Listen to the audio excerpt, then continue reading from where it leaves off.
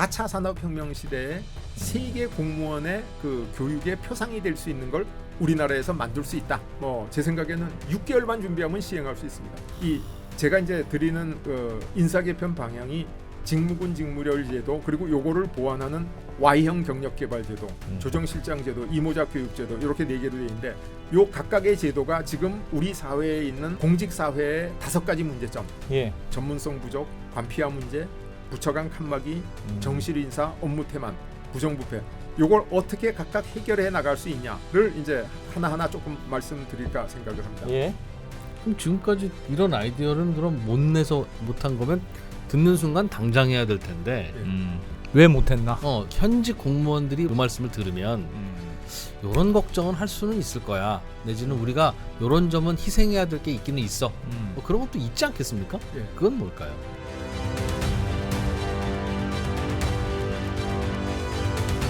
자, 여러분들이 사랑하시는 네. 언더스탠딩의 또 가장 사랑하시는 시빌라이제이션. 그렇습니다. 시빌라이제이션이 뭐였죠? 문명. 문명화. 위대한 문명. 위대한 나라, 위대한 문명을 그렇습니다. 만들면 좋잖아요. 위대한 문명이 있어야 또 나라가 발전하고. 아니 그렇기도 하고 뭐 그 안에서 다양한 산업도 발전하니까 우리 살기도 좋고. 그렇습니다. 저는 가끔 그런 생각해 봅니다. 우리는 사실은 태어나서 우리가 인생을 개척하는 것 같지만 대체로는 많이 막 결정돼 있잖아요. 아, 그럼요. 누구 부모 밑에서 태어나느냐에 따라서도 운명이 많이 바뀌고 눈 떠보면 어떤 나라인지. 눈 떠보면 어떤 나라인지 여기에 그래. 따라서도 정해지는데 내가 하나 물어볼게. 태어났더니 마음에 안 들어 내 환경이. 그런데 신령님이 나타나서 네 부모를 바꿔줄까 아니면 네 나라를 바꿔줄까 둘 중에 하나만 바꿀 수 있다 네. 라고 하면 뭘 바꿀 거예요? 나라, 재밌지. 나라를 바꿔야지. 나라를. 나라를 바꾼다고? 난 나라를 바꾸지. 부모를 어떻게 바꿔? 넌 부모 바꿀 수 있지. 나라를 바꿀 수 있죠. 어떤 게 효과가 있을까? 난 부모를 바꾸는 게 효과가 있을까? 나라를 바꾸는 게 효과가 있을까? 저는 나라를 바꾸는 게 더 효과가 있을 것 같습니다. 그걸 난 잘 모르겠어요. 그래서 부모가- 같은 나라에서 부모 바꾸는 게 별 의미가 없나 싶기도 하고 또 뭐 나라를 바꾸더라도 좀 부모가 좀 그러시면 또 그런가 싶기도 하고 그렇지. 잘 모르겠는데 미국에서 태어났는데 부모가 좀 그렇다? 그것도 좀 그럴 수 있겠네. 그러니까 그럴 만큼 나라라는 건 되게 중요한 거다 어찌 보면. 그럼요. 그런 생각을 하면서 오늘도 잘 사는 나라, 부강한 나라 이게 나라를 위해서가 아니라 내가 행복하기 위해서. 그러니까 바꿀 수가 없으니까 나라를 바꿔야지. 내가 바꿀 수가 없으니. 아, 근데 진짜 아니면 이민 가든지. 그렇지. 네. 내가 바뀌는 건 너무 힘드니까. 그렇습니다. 나라라도 바꿔서 잘 살아보자. 네. 이 얘기를 또 서울대학교 김태희 교수님으로부터 오늘도 또 배워볼 겁니다. 어서 어서 오십시오. 오십시오. 네, 반갑습니다. 네. 야, 교수님은 뭘 바꾸는 게 더 좋을 것 같아요? 나라를 바꿔. 정말 어려운 질문입니다. 근데 예. 그 우리가 부모와 나라는 어떻게 보면 일체다.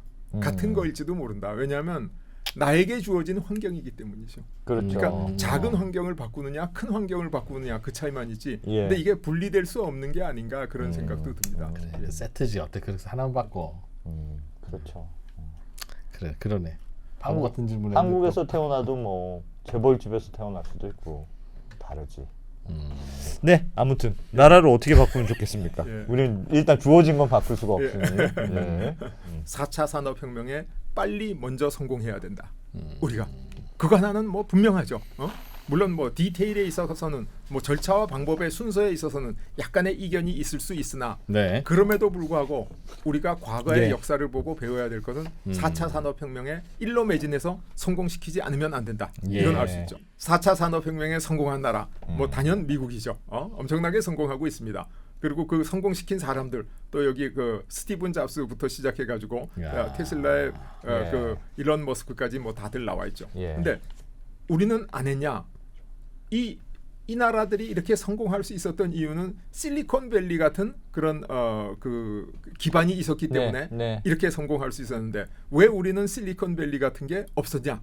그렇게 볼 수 있죠. 근데 없었던 이유 뭐 여러 가지가 있는데 국가를 발전시키는 그 우리도 성공한 그 조그만 그 벤처들이 많이 있습니다. 예. 뭐 쿠팡이라든가 뭐 이 카카오, 뭐 네이버 여기서 많이 있는데 이게 세계적인 수준까지는 성공 못했다는 거죠. 왜 그럼 미국에 있는 테슬라나 이런 수준으로 성공하지 못했냐? 이게 우리 지난 6개 정부 한 30년 동안 예. 뭐 벤처를 살린다 많이 했지만은 우리가 하지 못한 게 규제를 많이 하고 지능을 하지 못했다. 어? 예. 규제는 많은데 살려주는 지능은 못한 거예요. 그러니까 미국처럼 할 수가 없었다 이런 걸 볼 수 있죠. 그다음에 또 한 가지는 우리 사회 조건이 굉장히 나빠. 그 고령화도 됐고 노인 빈곤, 노년 실업 뭐 여러 가지 사회적인 문제점이 많아요. 그다음에 대외적으로도 뭐 그 중국과 미국 사이의 패권 쟁탈전에서 지금 이러지도 저러지도 못하는 예. 그런 상황하에 있고 예. 어려운 게 많죠. 예. 그래서 이걸 세 가지로 분류해 보면 하나는 우리가 정부 혁신에 실패해서 그렇다. 또 하나는 사회 혁신에 실패해서 그렇다. 그리고 또 하나는 대외 혁신에 실패해서 그렇다. 제가 여기서 실패라고 말씀드리는 건 좀 외람되지만은 잘못해서 우리가 궁극적으로 잘못됐다는 얘기가 아니라 예. 아직 잘해내지 못하고 있다. 성공 전에 성공하지 못하고 있다. 예. 그 말씀을 드리는 겁니다. 그래서 이 세 가지를 해결하면 모든 문제를 해결할 수 있다. 그리고 다행히 정말 다행히 이 세 가지 혁신은 소위 국제적인 그 어떤 압박, 예. WTO 체제라든가 예. 아니면 외국과의 무역 전쟁이라든가 이런 거하고 관계가 없이 우리가 우리 능력을 키우는 거다 이렇게 생각할 수 있어서 예. 제가 여기에 대해서 이제 책을 썼습니다. 그래서 정부 혁신에 관한 책의 이름이 정부의 유전자를 변화시켜라. 그래서 정부를 과거 산업화 시대에 맞던 정부를 미래 지식 산업화, 4차 산업혁명에 맞게 예. 바꾸자 그런 거거든요. 그리고 두 번째로는 사회 혁신에 관한 책을 썼는데 우리가 갖고 있는 가장 큰 위기가 저출산 위기 아닙니까? 예. 그래서 앞서 제가 저출산 위기를 한번 말씀드렸는데 예. 이 얘기를 벌써 10년 전에 10년도 훨씬 전에 제가 은퇴가 없는 나라 국가 경제를 이모작하라라는 책을 썼고 최근에 다시 청년이 없는 나라라는 네. 제목의 책을 써서 지난번에 한 에피소드 말씀드렸던 예. 것 같아요. 또 하나가 대외 혁신이 우리나라는 국제적으로도 뭐 이데올로기 전쟁 사이에서 남북이 분단되고 굉장히 어려운 여건에 있는데 이 어려운 여건을 돌파하기 위해서 우리가 가지고 있는 유리한 환경 북극 항로가 녹아내리고 지금 동아시아가 세계의 중심으로 변해가는 이걸 잘 활용하자. 그래서 한국의 선택이라는 책을 썼고 예. 이번에 이제 대한민국 마지막 기회가 온다라는 책을 써서 제가 아마 9화인가 이것도 제가 말씀드렸을 거예요. 교수님 무슨 책도 아주 체계적으로 요런 저거 어떻게 쓰다 보니까 저렇게 된 거가 아니라 요거를 그냥 써야 정해놓고 되겠다. 쓰신 거예요? 그러면 계획적으로 쓴 거죠. 와. 꼭 필요한 것만 쓴 거죠. 그래서 야. 제가 이제 청년이 없는 나라 사회 혁신하고 와. 그다음에 예. 대한민국 마지막 기회가 온다 대외 혁신은 지난번 에피소드에서 따로따로 말씀드렸기 때문에 오늘은 네. 정부 혁신, 정부의 유전자를 변화시켜라. 이 부분을 좀 말씀드려볼까 생각을 합니다. 예. 정부의 유전자를 변화시켜라. 정부 이야기. 예. 사실 그 과거의 농업 사회가 산업 사회로 변해왔는데요. 농업 사회를 병영국가 이렇게 부릅니다. 병영국가. 왜 병영국가냐? 멜더스의 인구론에서 얘기하는 것처럼 식량 생산은 산술급수적으로 늘어나고 저 인구는 기하급수적으로 늘어나니까 식량이 부족하지 않습니까? 예. 이거 어디 싸워서 뺏어야죠. 그래서 병영국가였습니다. 그래서 계속 식량을 뺏기 위해서 전쟁하니까 예. 그래서 농업 사회가 발전하려면 우수한 장군이 있어야 된다. 근데 산업 사회는 뭐냐? 생산 요소를 가지고 국내에서 확대 재생산을 하는 거예요. 예. 생산 요소를 가지고 확대 재생산을 해서 생산량을 엄청나게 늘려갈 수가 있는 거죠.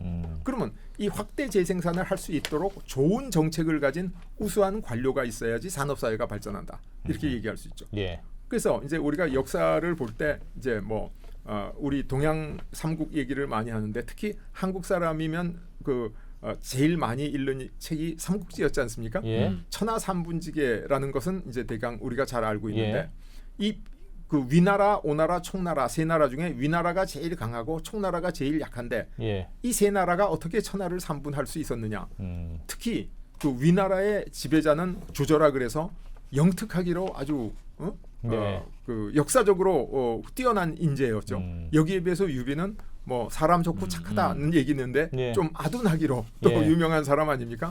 아니 그러면 아주 그 영특한 그 지배자하고 아둔한 지배자하고 어떻게 천하를 삼분할 수 있었냐? 이상한데 뭐 그 역사에 나온 얘기는 이 청나라에는 관우, 장비, 마초, 황충, 조운 이래서 5호 대장군, 호랑이 같은 5명의 장군이 있었다. 이렇게 역사가 기록하고 있는데 예. 이 얘기는 뭐냐면 과거 병영국가 시대에는 전쟁만 잘하면 전투만 그렇죠. 잘하면 그렇죠. 나라가 발전할 수 있었다. 예. 그런 얘기를 하고 있는 거죠.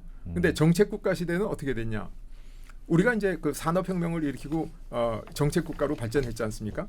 그래서 1차 산업혁명을 할 때 우수한 엘리트 인재들한테 공개 경쟁 시험 고시를 보게 했어요. 열심히 고시 공부를 합니다. 예. 그래서 고시에 합격해요. 예. 그럼 어떻게 되냐면 지식산업사회의 엘리트 관료가 되는 거예요. 예. 그러니까 이건 지식산업사회가 되기 전에 산업사회의 엘리트 관료가 되는 거죠. 산업사회. 예. 열심히 공부해서. 그런데 어떻게 되냐면 세상이 변해가지고 이 제조업 과거의 사회가 4차 산업혁명 시대로 환경이 완전히 바뀌어버린 거예요. 예. 새로운 세상이 온 겁니다. 그런데 똑같은 공부를 해서 똑같이 고시에 합격하고 어떻게 되냐면 창조경제 시대에 철밥통 관폐화가 돼버리더라. 예. 그게 왜 이렇게 됐나? 아니 같은 시험을 보고 성적은 더 좋아지고 더 열심히 공부하는데 왜 이렇게 됐나?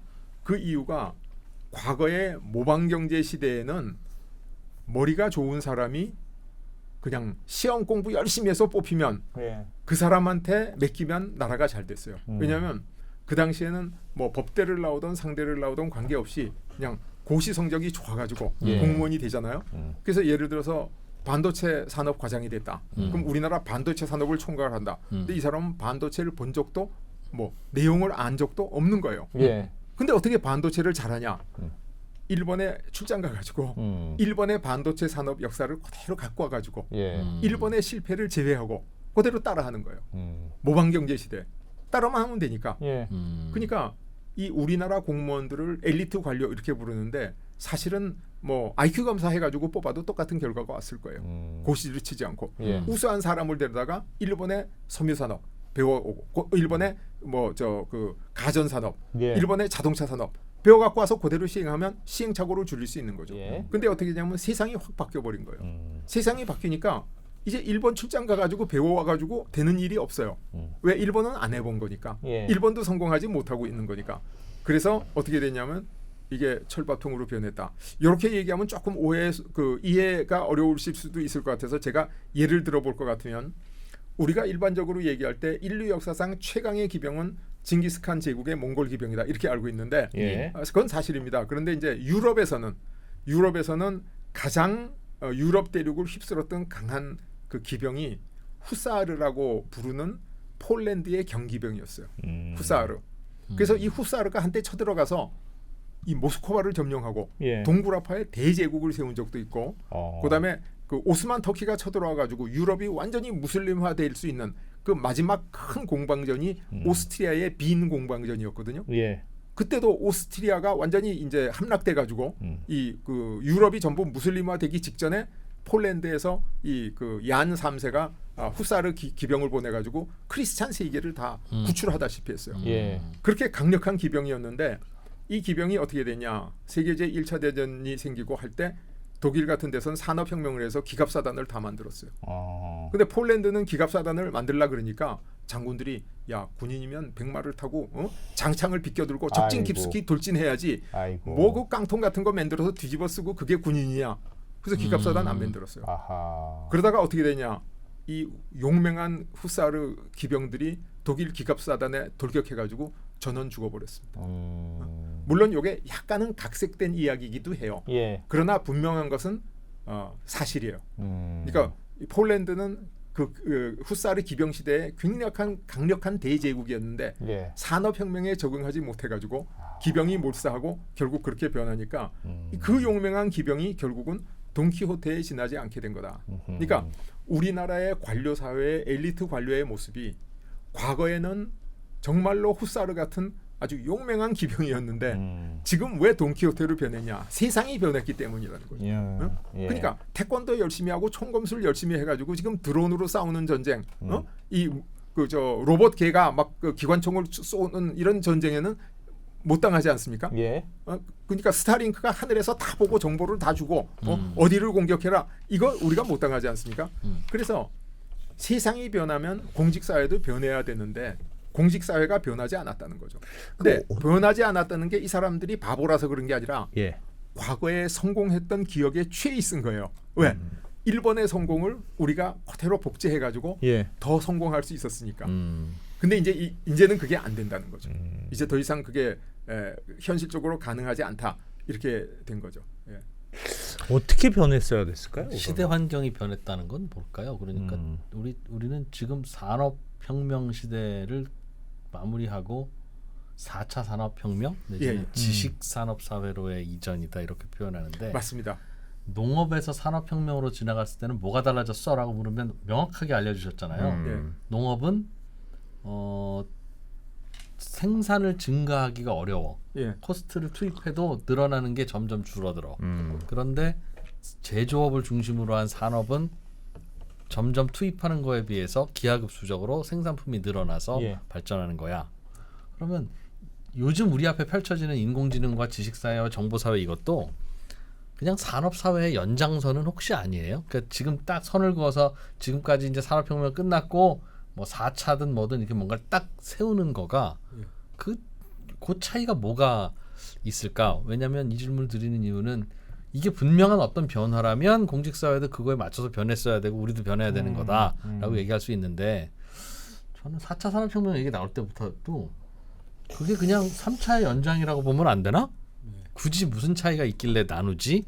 그러니까 나누면 기분은 좋고 새 마음으로 다시 시작할 수 있을 느낌은 드는데 그냥 같은 거 아니야? 예. 라는 생각도 들고 그럼 원리도 같은 거 같은데? 라는 생각도 들었어요. 아주 그 좋은 지적이신데 저도 학자로서 산업사회와 지식산업사회가 같은 사회인가 다른 사회인가 예. 가지고 근 20년을 고민을 했습니다. 지금 지식산업사회가 후기 산업사회, 산업사회의 연장선상에 있는 것은 아닌가 그렇게 생각했는데 제가 그게 다른 사회라고 이제 정의한 내용이 여기 앞에 있는 이코노믹 그로우스라는 책 속에 예. 논문으로 길게 써 있긴 합니다만 오늘 그걸 다 말씀드릴 수는 없고 이제 농업이라고 하는 그 산업의 속성하고 제조업이라고 하는 산업의 속성이 완전히 다르지 않습니까? 예. 근데 이 제조업의 속성하고 그다음에 디지털 이 지식산업의 속성하고 속성이 굉장히 달라요.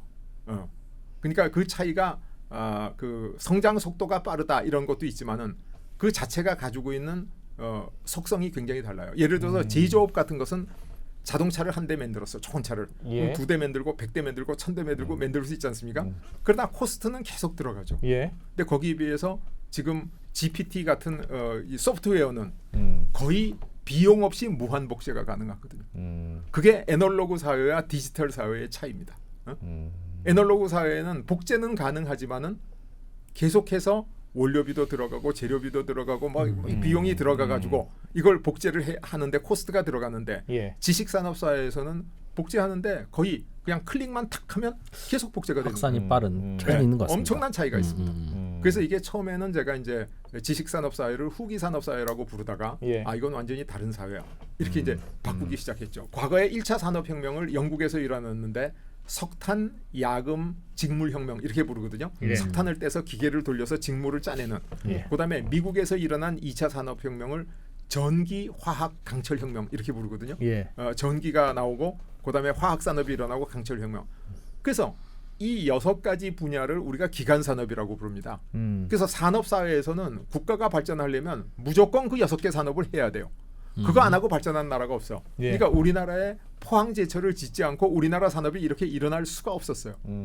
철강 산업이 꼭 필요한 거예요. 예. 그리고 우리가 섬유 산업으로 시작해가지고 중화학 공업으로 넘어오고 이 단계를 다 거쳤어요.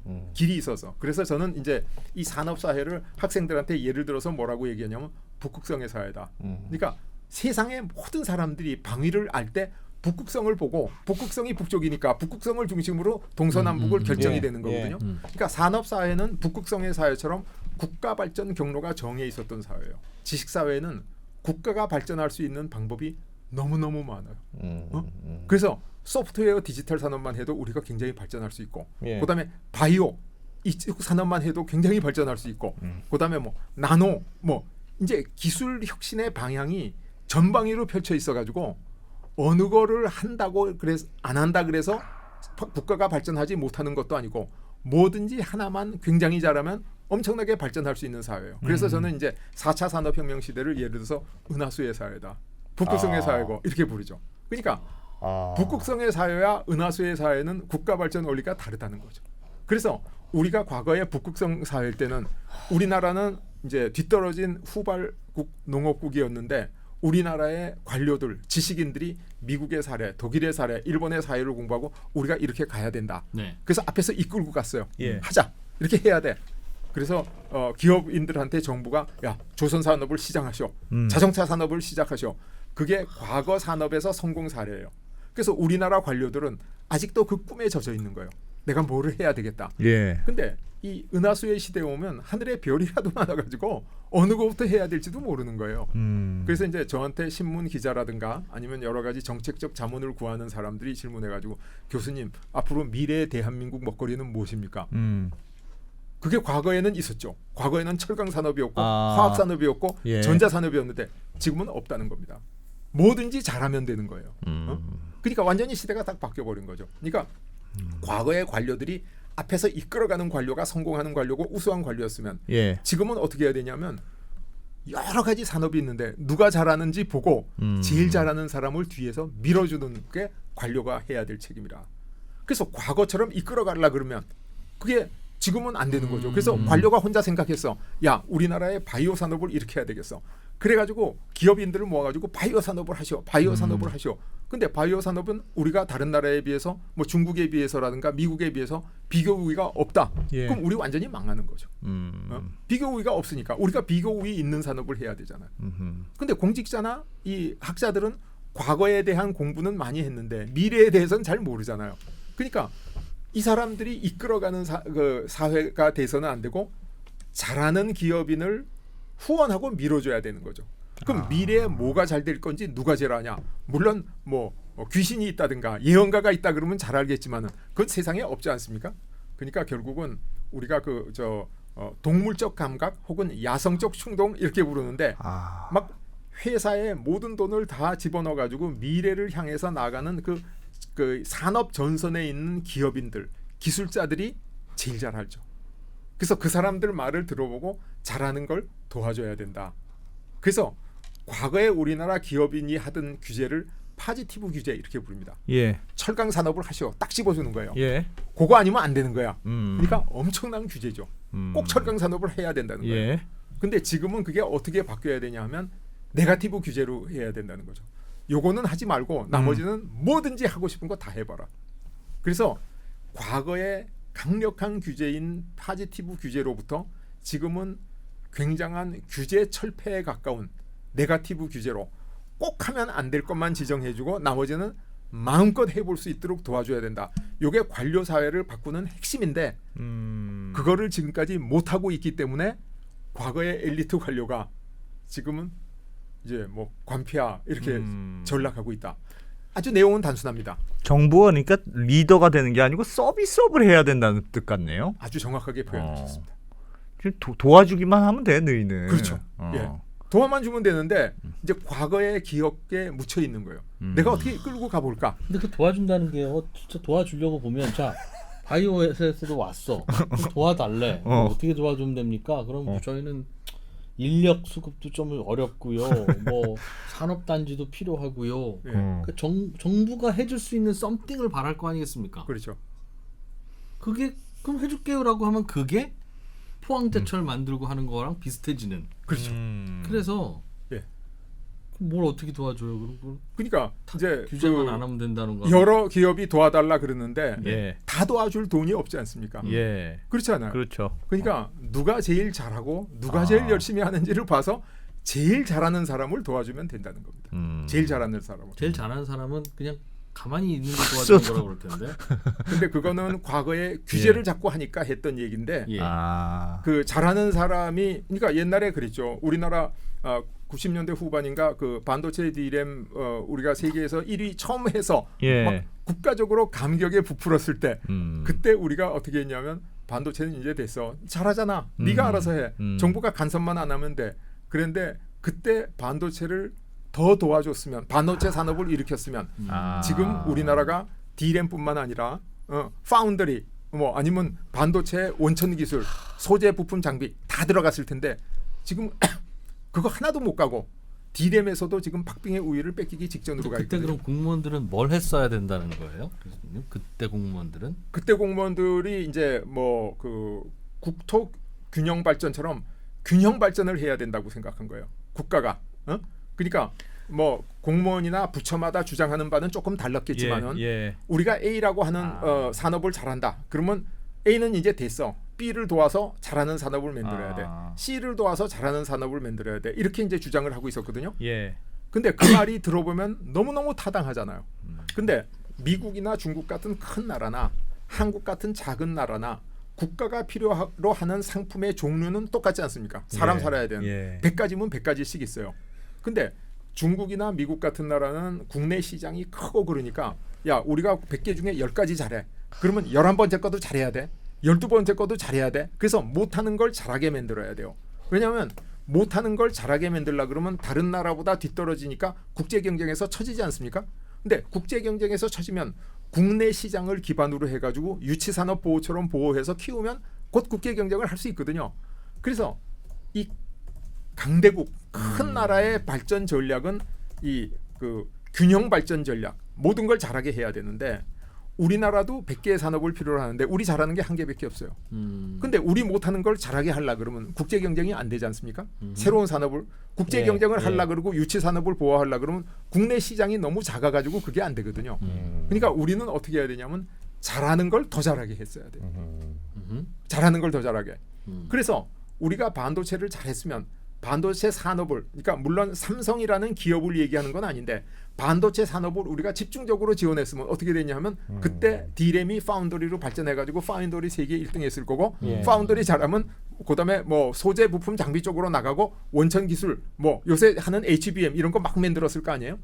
그러니까 이 국가 발전 전략이라고 하는 게 강대국 큰 나라는 균형 발전 전략으로 나가는 게 올바른 방법인데 우리나라처럼 국가가 작은 강소국의 발전 전략은 잘하는 걸 집중적으로 더 잘하게 해서 비교 우위 더 잘하는 산업을 많이 만들어 가야 되는데 그때 그걸 놓쳤다는 거죠. 지금 이제 우리가 그 장개석 총통이 나와가지고 그 대만이 우리보다 경제가 70년대 훨씬 빨리 발전했습니다. 그래서 대만이 중진국이 됐고 우리는 후진국이었고 그런 경우가 있었는데 우리가 이제 대만을 한때 따라잡았거든요. 근데 지금 대만한테 다시 따라잡혔지 않습니까? 그죠? 근데 대만은 파운더리를 중심으로 해가지고 굉장히 집중했거든요. 그러니까 대만 같이 그 국가도 작고 우리나라에 비해서 뭐 인구도 거기 한 2천만밖에 안 되니까 조그만 나라죠. 경상남북도만한 나라인데 이 대만이 어떻게 지금 그렇게 잘할 수 있느냐? 대만의 사례가 잘하는 걸 더 잘하게 집중했다는 거죠. 그래서 폭스콘에서부터 시작해가지고 TSMC로 넘어오면서 대만 전체가 완전히 그 IT 국가가 됐죠. IT 국가가 됐죠. 다른 사람은 별로 실리콘 없고. 아일랜드가 돼버린 거죠. 특혜 논란 같은 건 없었을까요?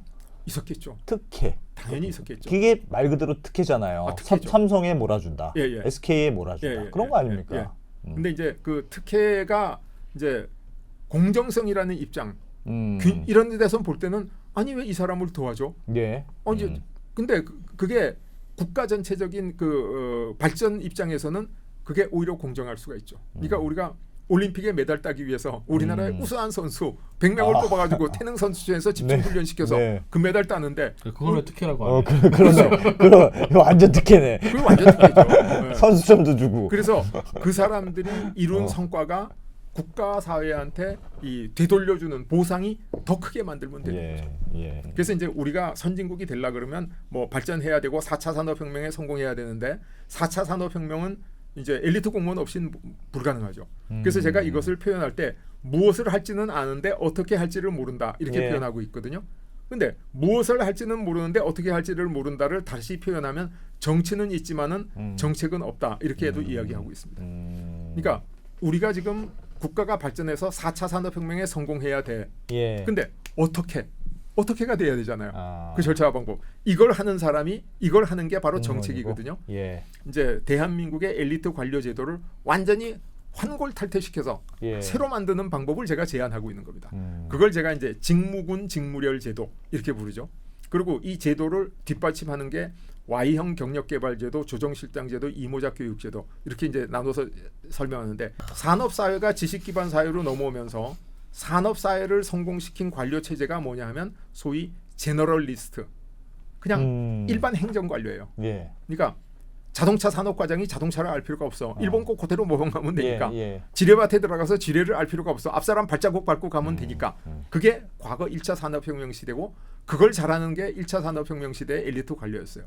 근데 지금 4차 산업혁명 시대가 되니까 지금 은하수 시대가 왔지 않습니까? 예. 밟고 따라갈 앞사람의 발자국도 없는 거예요. 그럼 어떻게 되냐? 전문가가 돼야죠. 스페셜리스트가. 그래서 제너럴리스트인 대한민국의 엘리트 관료를 스페셜리스트인 대한민국의 엘리트 관료로 바꾸면 과거에 1차 산업혁명에 가장 성공적으로 우리가 진입할 수 있던 한강의 기적을 4차 산업혁명에 가장 성공적으로 진입할 수 있는 또 한 번의 한강의 기적으로 만들 수 있다라는 게 이제 제 주장입니다. 4차 산업혁명 시대를 완전히 성공시킬 수 있는 우리가 진짜 선진국으로 거듭날 수 있는 엘리트 관료로 바꾸려면 어떻게 해야 되느냐. 그래서 여기 볼 것 같으면 예. 공무원이 여기 시험 쳐서 들어갑니다. 그럼 이 부처에 자기가 뼈를 묻어요. 네. 나는 이 부처의 귀신이 된다. 그러면서 열심히 일했어. 열심히 일했는데 과거에는 산업부하고 이 과기부하고는 다른 부처였어요. 네. 그리고 기획재정부는 다르고 국방부는 달랐는데 달라. 이제는 비슷한 일이 무지무지하게 많이 생기네.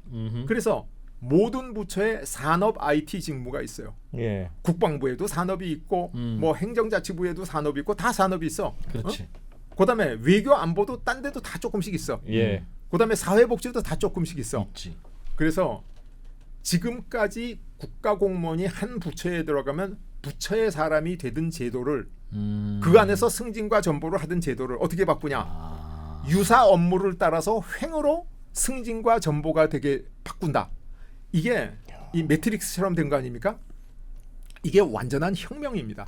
이거 공직사회. 저렇게 가능해요? 이게 가능한 거죠. 그러니까 제가 예를 들어서 왜 가능한지를 이제 예. 지금 당장 조금 설명드리고 넘어가면 예. 우리 조기 축구회 가서 축구해 보셨어요? 조기 축구회 축구하러 가면 예. 야 오늘 우리 공격수 누가 할래? 그럼 네. 내 힘이 있으니까 공격수 그렇죠. 할래요. 어. 너 오늘 바쁜 일 있지? 피곤하지? 그럼 넌 수비한다고 뒤에 앉아 있어. 그래가지고 이제 포지션을 계속 바꾸면서 올라운드 플레이어. 올라운드 플레이 하죠. 야 나도 좀 뛰어와야지 뭐 이렇게. 예. 근데 프로팀에 가면 어떻게 하냐면 공격수는 다른 팀에 가서도 공격만 하지 그렇습니다. 수비수 안 해요. 예. 그다음에 골키퍼는 다른 팀에 가서도 골키퍼 골키퍼 하지 하죠. 뭐 예. 이거 공격수 같은 걸 안 해. 예. 포지션이 정해 있는 거예요. 그게 프로축구팀과 이 조기 축구회의 전력 차이를 의미하는 거예요. 그러니까 우리 조기 축구회는 제너럴리스트야. 아무거나 해. 이것도 하다 저것도 하다. 그래서 이제 그 3급 고시 시험을 쳐가지고 통과해가지고 공무원으로 임용받으면 예. 행정도 하다가 산업진흥 업무도 하다가 규제 업무도 하다가 대외 업무도 하다가 돌아가면서 해. 그러니까 완전히 조기 축구회처럼 돼 있어요. 우리나라의 부처가. 예. 근데 그렇게 하면 안 되고 어느 부처에서든지 유사 직무를 승진과 전보를 통해서 다른 부처로 가도 같은 직무를 해야 된다. 예. 그래서 아마추어 팀과 프로 팀의 그 엄청난 전력 차이를 우리 여기서 만들어서 우리 국가를 아마추어 팀에서부터 프로 팀으로 바꿔야 된다라는 예. 게 이 아이디어의 전부예요. 근데 실제로 이제 자세히 들여다보면 일반 행정 직무군은 인원이 비슷한데 예. 산업 직무군은 산업이 많은 쪽에는 인원이 많고 산업이 적은 쪽에는 인원이 적지 않습니까? 예. 그래서 외교 국방도 그렇고 국토 환경도 그렇고 이게 들쑥날쑥해요. 음. 그래도 아무 상관은 없다는 거예요. 횡으로 승진과 전보만 일어나면 되니까 얼마든지 이게 가능하다는 거죠. 네. 그래서 이렇게 직무군 제도를 하면 제일 처음에 뭐가 되냐면 규제가 완화돼요. 아니 규제 완화가 얼마나 좋은 거야. 너무 우리가 잘 알고 있잖아. 예. 규제가 나쁜 거잖아요. 근데 규제를 왜 하냐. 규제하는 공무원한테 너 나쁜 사람이라서 규제하냐. 그렇잖아요. 예. 그 사람도 애국심에 불타서 규제를 하는 거예요. 걱정스러워서 잘 되게 하려고. 예. 규제라는 게 국민의 인명과 재산을 보호하는 업무거든요. 원래가. 그렇죠. 그렇잖아요. 예. 나쁜 짓 하려고 그러는 거 아니거든요. 네. 근데 왜 안 되냐? 몰라서 못 하는 거예요. 규제 중에 나쁜 게 뭐냐면 과잉 규제거든요. 예. 그러니까 이걸 제가 예를 들어서 설명할 때 그 유치원 그 선생님이 애들 데리고 놀러 가는데 야 사고 나면 안 돼. 요 밖에 나가지 마. 딱 묶어놔요.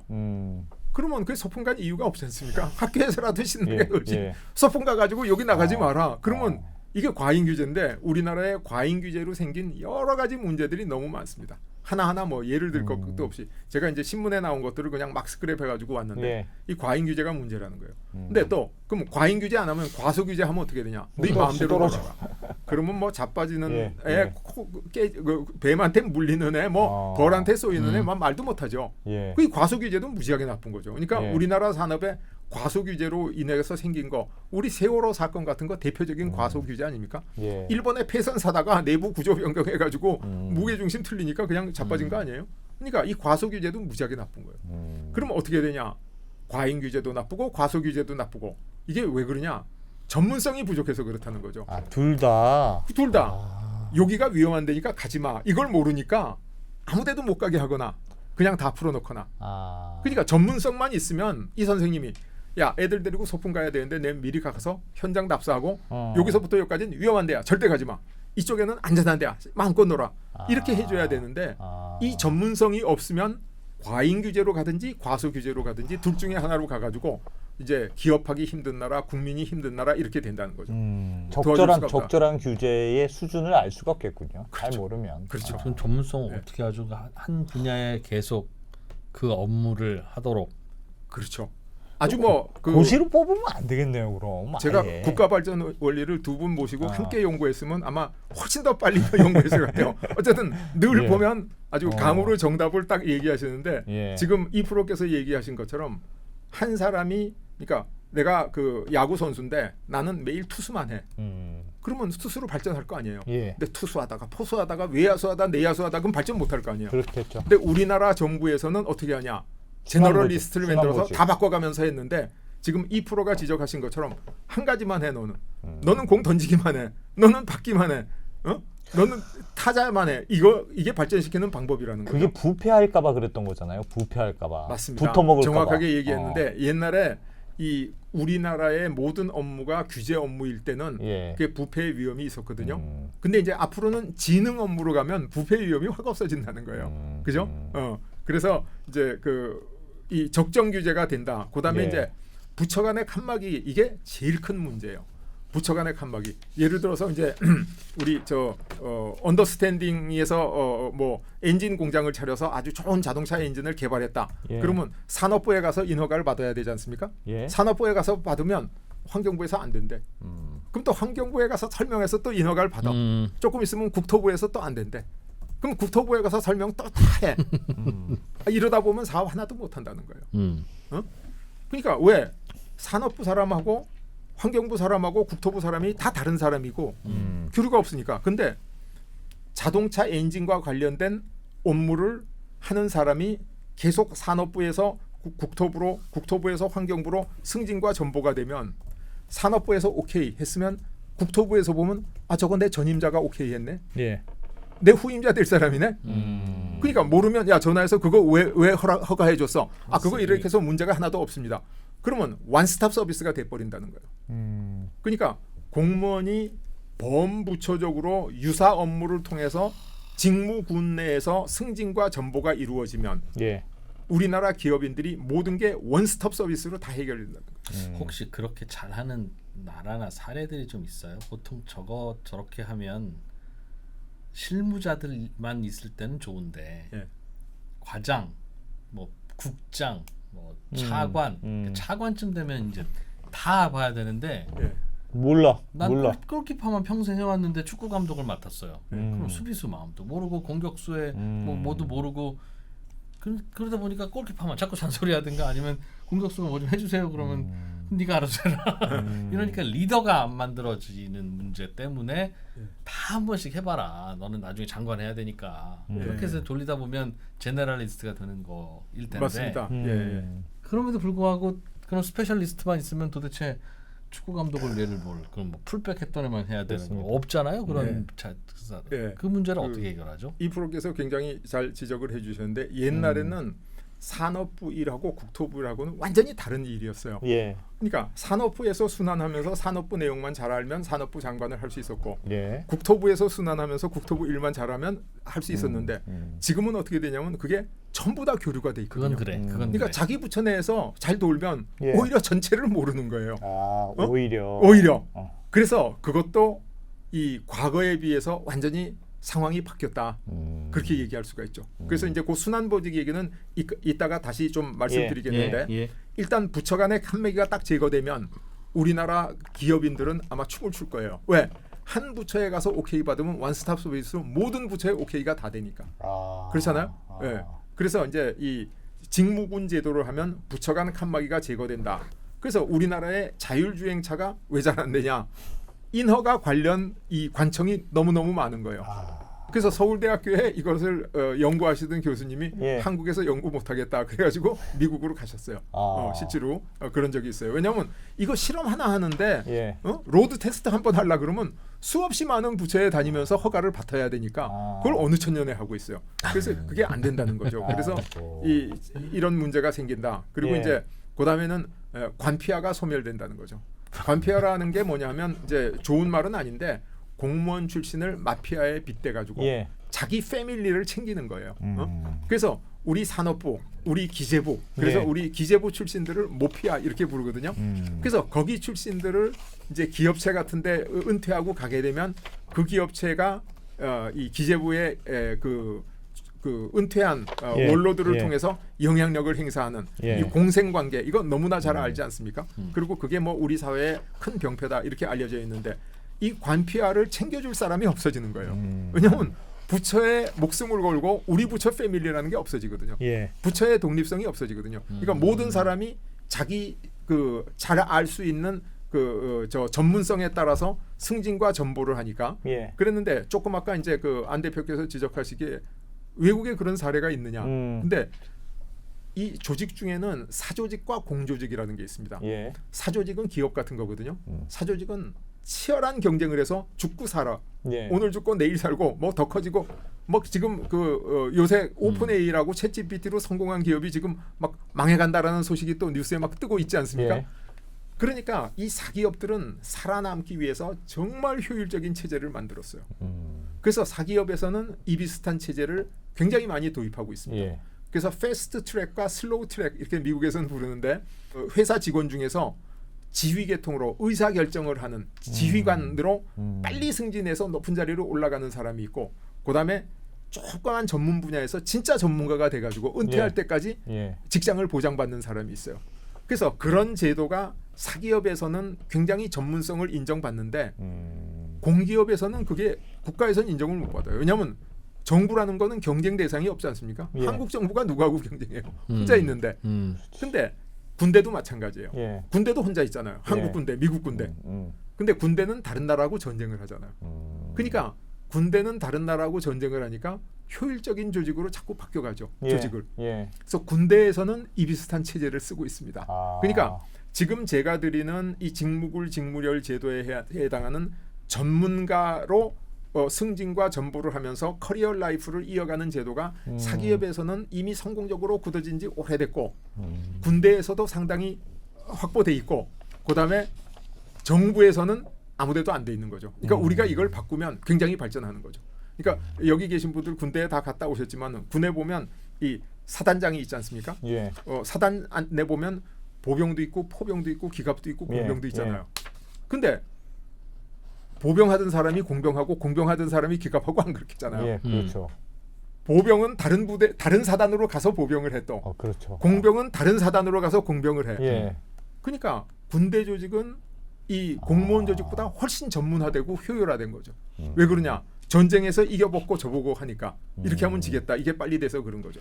그래서 그런 조직을 이제 제가 뒤에 설명시킬 걸 조금 앞서서 설명했는데 예. 공무원이 부처에 들어오면 이제 사무관으로서 한 부처 내에서 이런저런 업무를 조금씩 맛을 보면서 공무원 생활의 초반을 보내고 한 10년 지났을 때 이모작 교육 훈련을 확 합니다. 이모작 교육을 훈련해서 너는 이제 어느 쪽으로 가냐? 예. 너는 전문 관료가 된다. 그러면 예를 들어서 산업직무군 안에 정보통신직무열이라는 조그만 직무열이 있잖아요. 예. 그러니까 나는 전문가가 될 거야. 나는 정보통신만 할 거야. 그래서 정보통신은 갈 자리가 산업부하고 과기부 두 군데밖에 없어. 예. 그러나 나는 정보통신 전문가가 돼서 내 정년까지 여기서 일할 거야. 그래서 에너지 분야, 기계 소재 분야에서 직무열이 있는데 이건 전문가가 되는 거고. 그다음에 이 직무군 내를 넓게 순환해서 에너지, 정보통신, 기계 소재 왔다 갔다 하면서 순환하는 정책 관료가 되면 승진은 빨리 하고 예. 지휘관으로 올라가는데 빨리 승진 못하면 잘리는 겁니다. 물러나는 거예요. 그래서 이런 Y형을 만들어 놓으면 우리 공직 사회가 진짜 작은 전문가와 큰 전문가, 전문 관료와 정책 관료로 이제 이 양분돼 가지고 잘할 수 있다. 포부가 크냐 그렇죠. 안정적으로 가느냐. 그렇죠, 그렇죠. 그걸 선택하는 거네요. 뭐 그건 취향에 따른 문제죠. 그래서 어. 미국에서 기업에 들어가면 슬로우 트랙과 패스트 트랙으로 딱 갈라져서 그렇게 합니다. 그래서 이제 그렇게 하는데 이걸 도식적으로 좀 보여드리면 대통령이 각 부처를 지휘해가지고 이제 국정을 수행하지 않습니까? 예. 그럼 대통령 지휘하에 있죠. 모든 장관들은. 그런데 이 국무총리실에서 조정실장 제도를 만들어서 이 직무군을 이 횡적으로 조정을 하면서 업무에 대한 평가도 하고 인사 추천도 하게 되면 그러면 이 대통령이 직무 수행하는데 도움이 되고 서로 견제와 균형 속에서 소위 책임 총리제가 가능하다 이렇게 보이는 거죠. 그러니까 추천하는 역할, 평가하는 역할은 총리실에서 하는데 예. 대통령은 실제로 모든 결정권은 대통령한테 있다. 근데 이제 우리나라의 국무총리 그러면 되게 식물총리, 대독총리 그러거든요. 왜냐하면 대통령하고 총리하고 장관이 일직선상에 있기 때문에 예. 총리는 아무 권한이 없는 거예요. 대통령이 시키면 하고 안 시키면 못 하고. 그래서 우리나라 총리가 사실은 유명무실해지는데 예. 이렇게 되면 책임 총리제가 될 수 있고 이것을 꼭 총리실을 안 시켜도 다른 방법으로 대통령 비서실이나 인사혁신처에서도 이걸 얼마든지 가능하다. 예. 근데 이제 요거를 제가 조금 예를 들 것 같으면 이제 미국에서 가장 발전된 조직을 공군 조직이라고 얘기하는데 한국 공군을 미국 공군 조직을 그대로 모사해서 만들었어요. 그래서 우리 한국 공군에 계신 분한테 제가 도움을 받아서 이걸 만들었는데 우리 공군에 비행단이 있고 방공유도 사령부가 있고 군수사령부가 있고 이런 실무 조직이 있어요. 이게 예. 부처 비슷한 거예요. 어. 근데 여기에 대한 인사는 인사참모부에서 인사를 다 관리해. 사람을 보내고 군수는 군수참모부에서 해. 시설은 시설참모부에서 해. 그러니까 이게 횡적으로 이렇게 매트릭스가 돼 있는 거죠. 아, 그래요. 전문화가 돼 있는 겁니다. 어. 그러니까 아까 말씀드린 우리 보병으로 얘기하면 보병이 있고 공병이 예, 있고 예. 이렇게 쭉 돼 있지 예. 않습니까? 그러면 보병의 인사는 사단장이 혼자 하는 게 아니라 보병에서 해요. 공병의 인사는 또 공병 감실에서 또 관여를 해. 그래서 이렇게 횡적으로 매트릭스처럼 된 인사 조직을 이제 우리가 그 발전적인 조직이다. 예. 전문화된 조직이다. 이렇게 볼 수 있죠. 옛날에 중앙공무원 교육원이라는 게 있었어요. 예. 지금 국가공무원 인재개발원 이렇게 이름을 멋있게 바뀌었는데 예. 여기서 하는 교육이 굉장히 현실적이고 일반적이고 휴가성인 경우가 많다. 왜냐하면 예. 열심히 일하고 바쁜 사람은 교육 안 보내요. 어. 그리고 교육 보낸 사람은 일하다가 나 좀 쉬어야 되겠어. 그래서 교육 가는 경우도 많고 예. 또 할 일 없어서 조금 가시는 이렇게 얘기하면 조금 어폐는 있지만 그런 경우도 있고. 그래서 제가 이 교육에 제가 여러 번 가서 강의를 해봤는데 되게 그 일반적인 걸 가르쳐요. 왜냐하면 부처 내에서 순환 보직을 하니까 자기가 영원히 어떤 일을 할 건지 그런 게 없잖아요. 몰라요. 그러니까 그런 걸 깊이 예. 들어갈 필요도 없는 거예요. 그래서 이제 제 제자가 공무원이 돼가지고 국가에서 또 이제 공무원들을 외국 유학을 보내줍니다. 예. 그래서 저한테 찾아와요. 교수님, 제가 이런 뜻을 가지고 지금까지 이런 경력을 갖고 있는데 미국 가서 어떤 공부를 하면 좋겠습니까? 그 제가 같이 한참 연구를 해요. 그러다가 야, 미국 가가지고 너 영어 공부 열심히 하고 국제 정세도 열심히 보고 잘 알아야 되고 그리고 골프나 열심히 쳐라.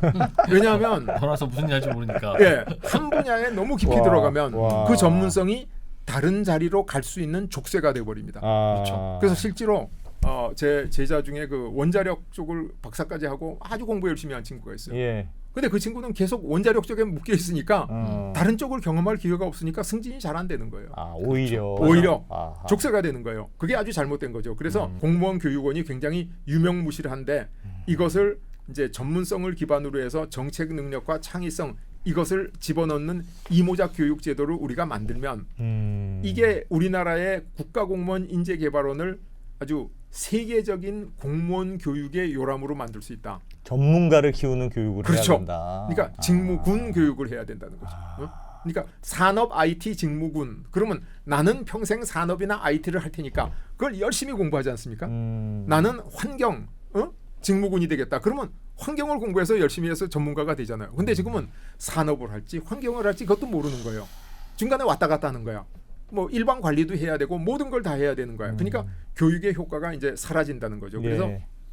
지금 공무원 교육으로는 제일 유명한 데가 프랑스의 국립행정학교 예. 에나라는 데가 있습니다. 근데 여기서 직무군 교육을 하는 건 아니에요. 예. 이건 과거의 방식이긴 한데 뭐 예를 들자면 우리가 4차 산업혁명 시대에 세계 공무원의 그 교육의 표상이 될 수 있는 걸 우리나라에서 만들 수 있다라고 하는 게 이제 제 주장이죠. 근데 제 주장이 이제 저는 꼭 필요하다고 하는 얘기가 예. 첫 번째로 최소 변화로 최대 효과를 노릴 수 있어요. 지금 우리나라 공무원들이 전문성이 없는데 내가 산업 IT 직무군이라고 디클레어하고 그렇게 분류가 되면 나는 앞으로 과기부에 있던 산업부에 있던 국토부에 있던 뭐 어디 가든 산업 IT를 할 거다라고 생각하면 공부를 열심히 합니다. 예. 세미나도 들어요. 책도 와. 그래. 진짜 전문가 돼버려요. 맞아. 근데 이 공무원들이 공부를 안 하는 이유가 뭐냐면 어느 공부를 해도 자기 인생에 도움이 안 되기 때문에 공부를 안 하는 거예요. 세계에서 제일 우수한 엘리트 공무원들을 그 철밥통 관피아로 만드는 게 지금 공직 인사 제도라는 거예요. 예. 그래서 지금 방법은 간단합니다. 공무원들 의자에다가 산업 IT 직무군에는 빨간 딱지 딱딱딱 다 붙여놔. 전 부처에. 예. 외교통상직무군에는 노란 딱지 붙여놔. 뭐 보건복지에는 파란 딱지 붙여놔. 그러면 그 딱지에 따라서 전문가가 형성이 돼 버리는 거예요. 승진과 전보가 이루어지고. 그래서 최소 변화로 최대 효과를 이룬다. 근데 지금까지 매 정부, 매 대통령 임기가 되면 부처를 쪼개기도 하고 키우기도 하고 기능을 주기도 하고 바뀌기도 하고 이게 전부 하드웨어만 갖고 하는 거예요. 예. 지금까지 하드웨어의 개편은 매 정부마다 있었고 또 있고 또 있고 공무원들이 피곤만 해요. 대부처, 소부처. 근데 이거는 하드웨어는 하나도 없어. 소프트웨어만 바꾸는 거야. 그러네요. 그러니까 하드웨어가 아무 상관이 없는 거예요. 그다음에 이거는 뭐 제 생각에는 6개월만 준비하면 시행할 수 있습니다. 예.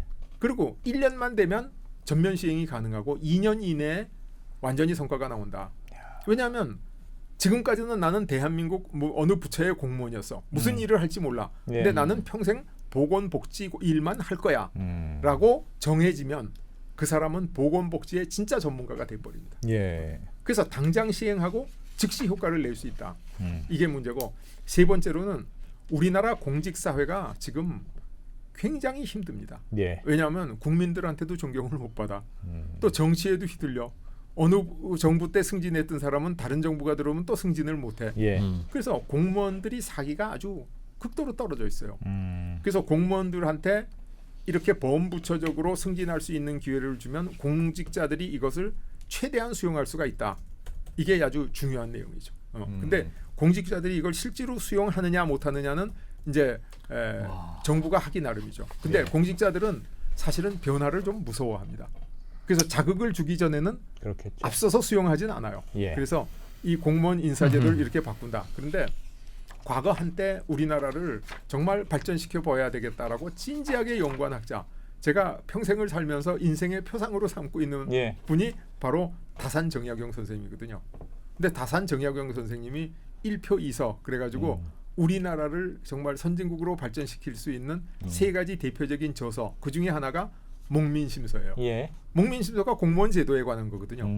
그래서 다산 선생이 목민심서를 쓰신 그 생각을 제가 하면서 예. 내가 현대판 목민심서를 한번 써봐야 되겠다라고 예.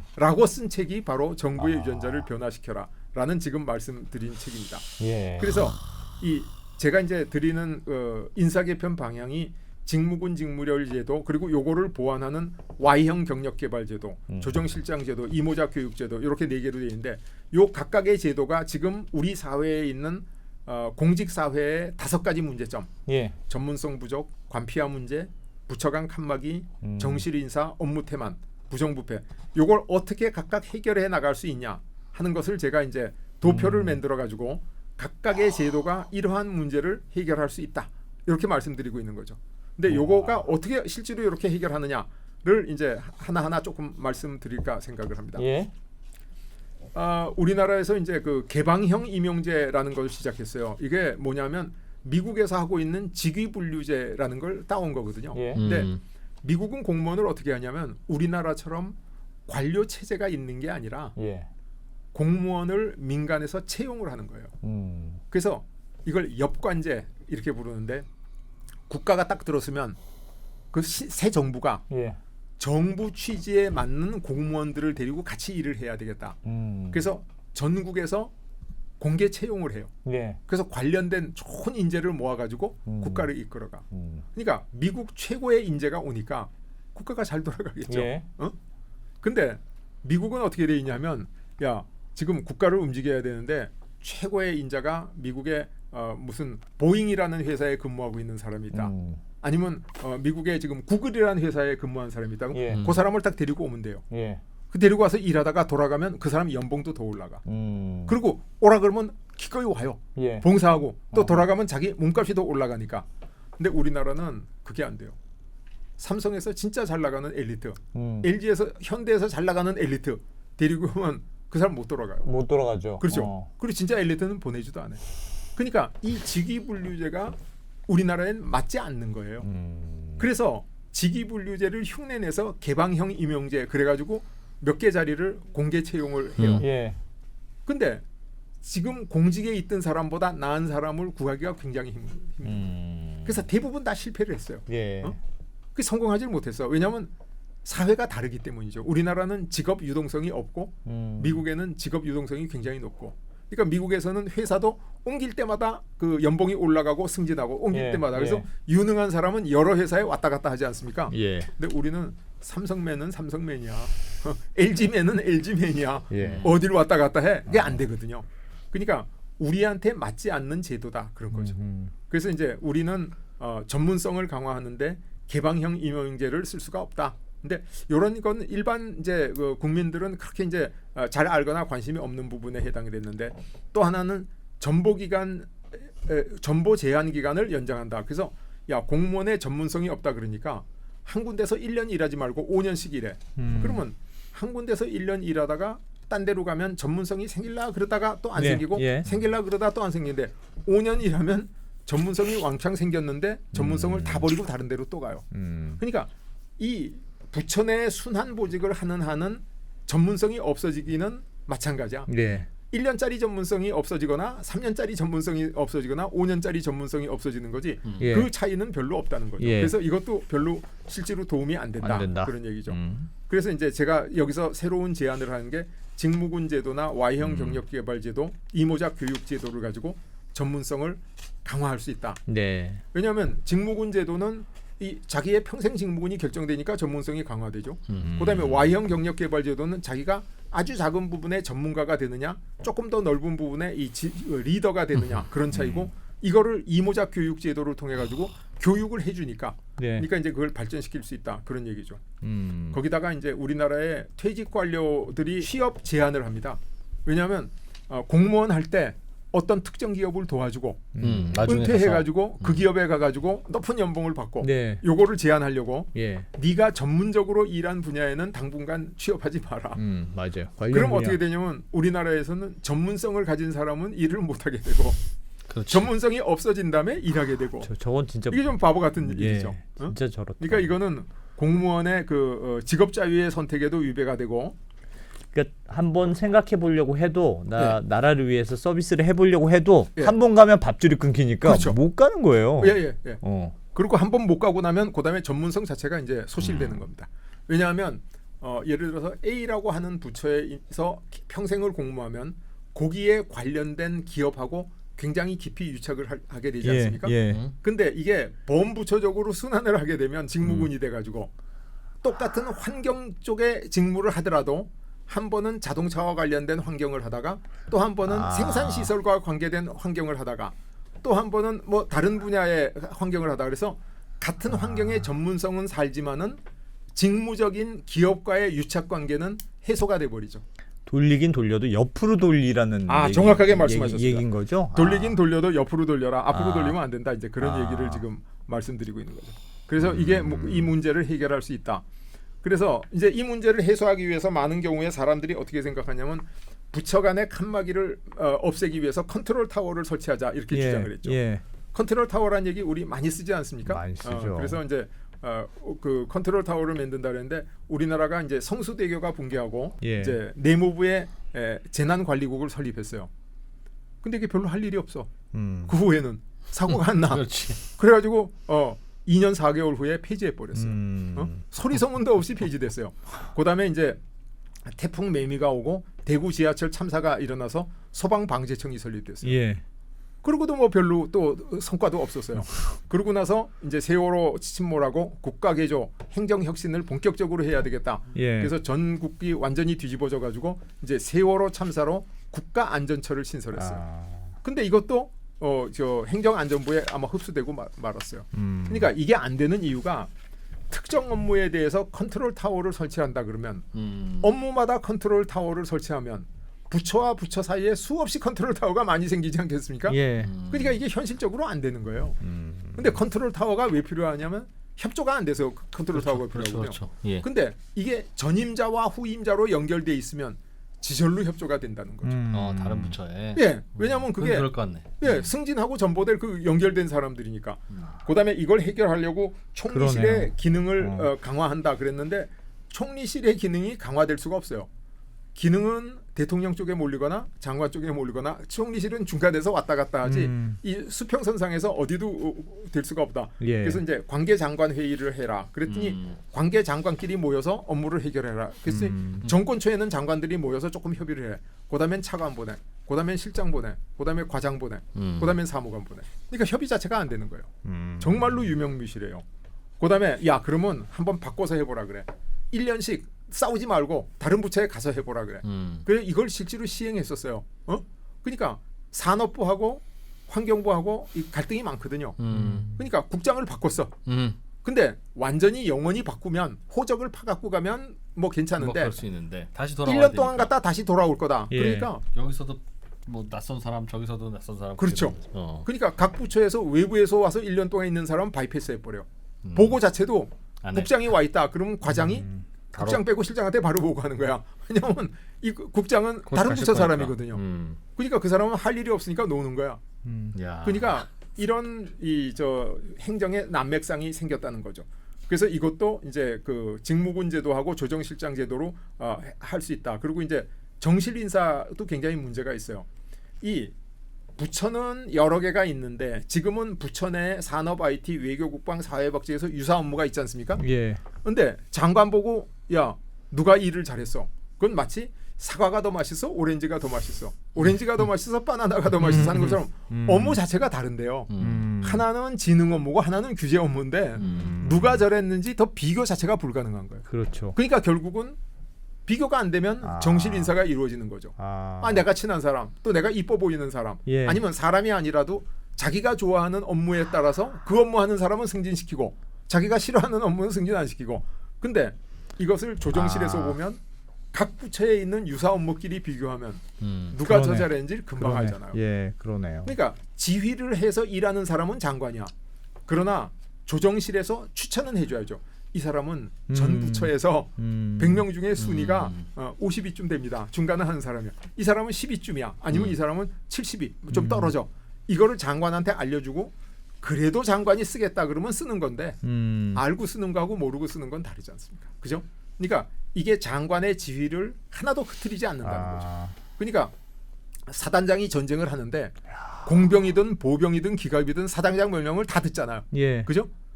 근데 이게 인사가 공병은 공병끼리 하고 뭐 기갑은 기갑끼리 한다 그래서 군대 전쟁을 못 하는 건 아니죠. 전쟁은 더 잘할 수 있죠. 예. 그래서 이게 정실 인사를 해소하지만은 또 아주 굉장히 균형된 효율적인 인사를 할 수 있다. 이게 엄청난 장점이다. 이렇게 볼 수가 있죠. 많은 사람들이 정실 인사를 해소하기 위해서 데이터베이스를 만들어 가지고 예. 각 사람의 개성을 다 적어 놓는 거야. 안 대표는 어떤 사람이고 뭘 잘하고 또 이 프로는 어떤 사람이고 뭘 잘하고 그럼 적재적소에 쓸 수 있잖아요. 예. 근데 전문성을 다 없애버렸어. 순환 보직을 지켜서. 그렇지. 그러니까 그 개성을 적어 놓는 게 의미가 없잖아요. 그러니까 데이터베이스를 만들어도 아무 도움이 안 된다는 거예요. 그러네요. 그리고 이제 그 지급분류제 도입하자, 미국식으로 하자. 이게 아까 말씀드렸지만은 현 체제하에서는 그 안 되고. 그리고 이제 그 이 문제를 전부 직무군 제도나 조정실장 제도를 통해서 개선할 수가 있다. 그리고 이제 많은 경우에 공무원들의 행동 강령을 강화하자. 그래서 행동 강령을 만들어. 뭐 자기 충실해야 되고 뭐 보편 아주 타당해야 되고 절대로 뭐 이익에 쏠려서는 안 되고. 예. 근데 그거 가지고 해결될 것 같으면 성경 불경 가지고도 다 해결됐어야 돼요. 그러니까 행동 강령으로 해결 안 되는 거예요. 예. 그리고 그다음에 이제 우리가 강력하게 하고 있는 게 엄벌제도죠.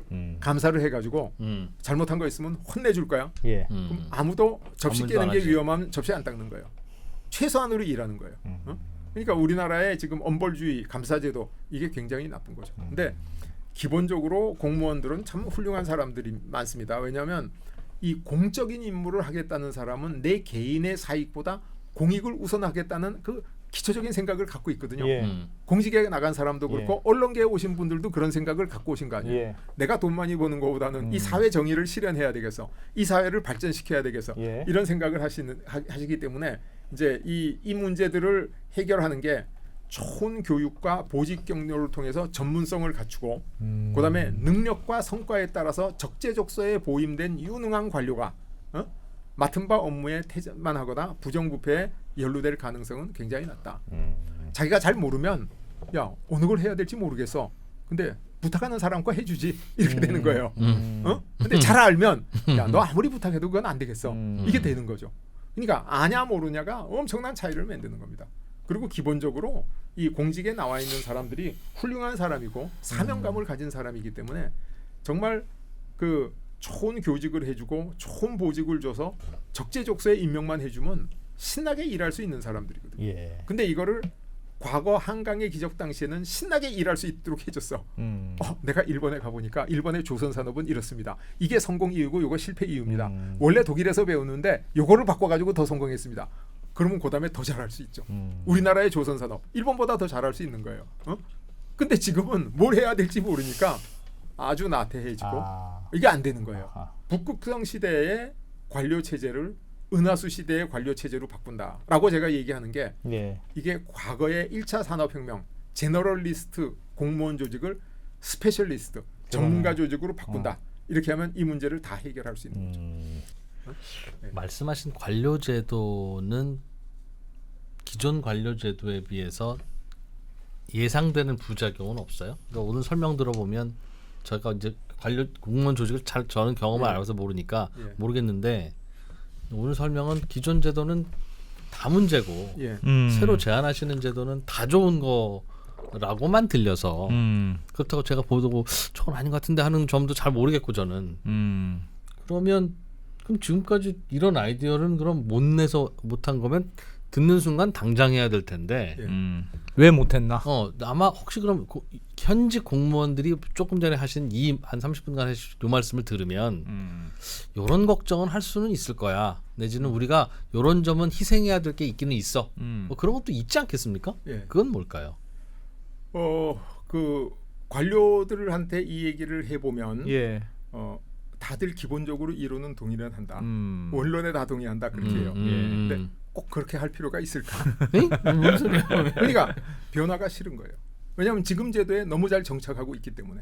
그러니까 내가 산업부에 근무하지 않습니까? 예. 그럼 난 산업부에서 조금 있다가 내가 무슨 과장 자리로 갈까? 이 조선산업과장도 있고 에너지 산업과장도 있고 전자산업과장도 있는데 그 머릿속에 계획이 딱 있거든요. 예. 근데 직무군 제도로 간다 그러면 내가 지금 그 산업부에서 하고 있는데 과기부로 가야 되나? 아니면 그 국토부로 가야 되나? 아니면 이런 생각을 하면 머리가 좀 혼란한 거예요. 왜냐하면 전례가 없기 때문에. 그리고 산업부에서는 전자과장을 하면 나름 중심적인 방식도 필요한데 예. 다른 부처에도 전자산업 관련한 어페어가 있기는 있을 텐데 많죠. 있긴 있을 텐데 예. 문화부도 왜 전자과 관계 왜 없겠습니까? 있죠. 문화부에 가면 예를 들면 디지털 사이니지에 한국을 알리자만 하는데 예. 이게 전자산업을 키우는 산업부에서의 전자과장 느낌하고 예. 너는 전공이 전자니까 문화부로 가서 전자를 해봐라 그러면 맨 국토 돌아다니면서 무슨 사인이나 보고 이래야 되는 일이 벌어지잖아요. 그럴 수가 있죠. 네. 지금 아주 걱정을 하셨는데. 네. 근데 그게 산업부에서 전자과정을 하던 사람이 국장 승진하려면 뭘 해야 되냐면 총무과정을 해야 돼요. 맞습니다. 총무과정은 엄청나게 다른 거 아니에요. 예. 완전히 다른 거 아니에요. 네. 그렇죠. 그렇게 하니까 전문성이 다 깨진다는 거예요. 깨진죠. 그래서 지금 말씀하시는 산업부에 있었던 전자 업무하고 과기부에 있었던 전자 업무하고 문화부에 있던 전자 업무가 약간은 다르지만은 전문성은 훨씬 더 가깝다는 거죠. 근데 이제 외국 사람들이 하는 얘기가 known devil, 우리가 잘 아는 악마하고는 같이 잘 지낼 수도 있어. 예. unknown angel, 우리가 모르는 천사하고는 같이 지낼 수가 없다. 그러니까 알면 편한 거예요. 모르면 걱정스러운 거야. 이해는 돼요.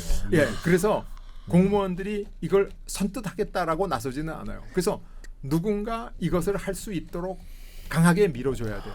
그래서 할 수 있는 것은 대통령 임기 초기에 힘 있는 대통령만이 이걸 할 수 있어요. 근데 이거를 해서 성공한 사람이 누구냐면 박정희 대통령이에요. 박정희 대통령이 이걸 어떻게 성공했냐면 그 전에 자유당 시절에는 미국식으로 우리나라 공무원 제도를 만들었기 때문에 약간 예. 역관제에 가까웠어요. 예. 그래서 6급으로 특채 공무원을 많이 뽑아. 6급으로. 그다음에 정부에서 정치력을 가진 사람이 대거 승진시켜가지고 그 사람들을 써요. 예. 그게 이제 미국식 제도하고 일견 유사하다면 유사한 제도예요. 근데 박정희 대통령이 딱 되고 나서 우리나라를 산업화해야 되겠다. 산업화하기 위해서는 이제 그 선진국의 벤치마킹을 예. 잘하는 사람이 필요하다. 예. 그래가지고 학력이고 뭐고 불문하고 완전 경쟁, 무차별, 그러니까 완전 경쟁해가지고 고시를 받거든요. 고시하는데 뭐 학력 이런 거 필요 없지 않습니까? 예. 시험 잘 보면 되잖아요. 그래서 우선 우수한 사람, 머리 좋은 사람을 뽑아가지고 그 사람한테 일본의 산업발전 사례, 독일의 산업발전 사례를 그냥 따라가도록 만들어서 사실은 우리 한강의 기적의 90% 이상이 그 엘리트 관료의 손을 통해서 나왔습니다. 그래서 이 관료제도 하나만 잘 만들면 국가가 발전하는 거예요. 과거의 제너럴리스트, 일반 행정 관료를 미래 스페셜리스트 이걸 만들어야 되는 거죠. 그래서 여러 우리나라에 기업하는 사람이 내가 지금 로봇 산업을 하는데 이 로봇을 이걸 이렇게 개발을 해야 된다라고 설명을 하면 그 내용을 알아들을 수 있는 공직자가 필요한 거죠. 근데 이거 일반 행정 관료들은 그걸 알아들을 수가 없거든요. 맞아. 기업들 만나보면 전혀 모르거든요. 표현을 정확히 그렇게 해요. 과장 바뀌어서 한 2년 갈쳐놔서 이제 알아들어 먹을만 하면 또 바뀌고 가지고 그렇죠. 미쳐버리겠다. 예. 근데 그 사람이 안 바뀌면 어떻게 되냐? 안 바뀌면 그냥 서로 발전이 하나도 없고 또 그게 정경유착으로도 갈 수 있고 뭐 여러 가지 그 문제가 생기는 그래서 거죠. 전문성은 진짜 필요한 것 같은데. 그래서 전문성은 이때 과거에 한 자리에 오래 있어서 생기는 병폐 이런 거는 이제 없앨 수 있는 다른 제도가 부처에 예. 자기 전문성을 갖고 움직일 수 있게. 근데 이렇게 생각해 보니까 약간 그렇잖아요. 그러니까 그래. 고시를 행정고시를 보면 예. 1순위 뭐 기재부, 예. 뭐 요즘은 공정위, 뭐 그런 게 인기라면서요. 요즘 예. 문화부도 인기라고. 이게 예. 순위가 쫙 있어요. 예. 그래서 성적순 성적순으로 내가 좋은 부처로 왔는데 예. 내가 기재부로 1순위에서 시험 잘 봐가지고 기재부로 왔는데 갑자기 어디로 가라? 중기부로 가라.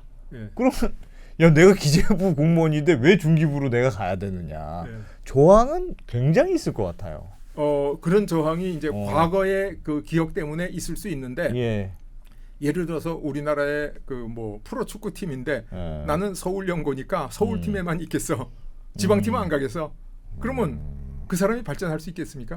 운동이 발전할 수 있겠습니까? 예. 전혀 예. 발전할 수가 없죠. 어. 그러니까 그거는 이제 과거의 잘못된 기억 때문에 그렇다. 그걸 이제 관폐라고 부르죠. 예를 들어서 이제 지금도 그렇지만은 기재부가 한때는 최고의 부서고 예. 기재부에만 딱 들어갔다 그러면 노후까지 평생이 보장된다. 예. 그걸 이제 예. 우리가 모피아 이렇게 예. 불렀거든요. 예. 근데 그게 잘못된 거기 때문에 그거는 혁파해야 된다. 산업 IT 전문가가 돼가지고 공직생활에 산업 IT의 일을 많이 하고 또 산업 IT에 대한 정책을 학교에서도 가르치고 예. 기업에서도 응용하고 이런 진짜 전문가가 돼야 되겠다라는 꿈으로 공직자가 돼야지 옛날처럼 내가 이 부처에 들어가면 내 인생이 보장돼. 내가 노후에 뭐 한 자리 해주겠지. 이래가지고는 나라가 망한다는 거죠. 그걸 관피하라고 부르는 거죠. 예. 혹시 이런 아이디어를 실제로 조직화한 나라가 있지는 않겠죠? 나라는 없습니다. 없죠. 근데 약간은 비슷한 게 나폴레온이 그 한때는 그 특수 관료 전문직을 만든 적이 있어요. 전쟁을 계속하면서 군대에서 특수 병과를 도입해가지고 예. 그런 적이 있는데 국가는 이런 적이 없는데 이게 아까도 말씀드렸지만 군대는 이렇게 다 하고 있는 거 우리가 너무나 잘 알지 않습니까? 그죠? 그 군대는 이렇게 다 하고 있고 그다음에 이제 그 민간 기업체 그 가장 그 경쟁적인 프로 스포츠단에는 100% 이렇게 하고 있다. 있으니까. 그러니까 그걸 받아와서 우리가 하면 과거의 한강의 기적의 그 세계적인 성공을 거둔 것처럼 우리나라가 4차 산업혁명에 또 한 번 세계적인 성공을 거둘 수 있다.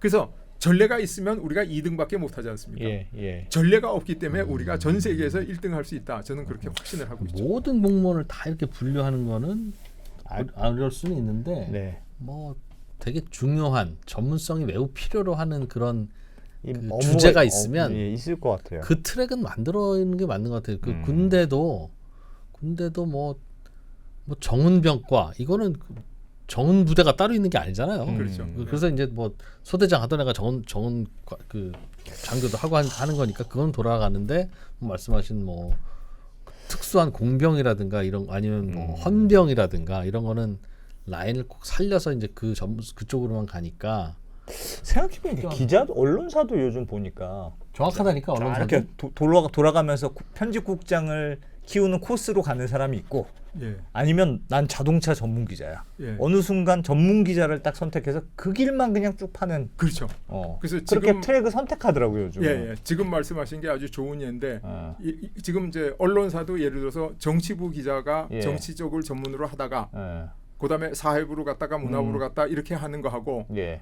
A라는 언론사에서 정치부 기자를 하다가 B라는 언론사에 그래서 가서 또 정치부 기자 기자하고. 어느 쪽이 전문성이 크겠습니까? 그건 뭐 우리가 당연히 알 수 있죠. 근데 그래, 우리가 전문성이 너무나 있어. 당연하고 다른 분야 특히 군대라든가 아니면 민간 기업에서 아니면 스포츠 팀에서 프로 스포츠 팀에서 대성공하고 있는 방법인데 그것을 국가 정부에 받아들이지 못하고 있는 것은 그냥 저항 때문에 못 받아들인 거죠. 예. 그냥.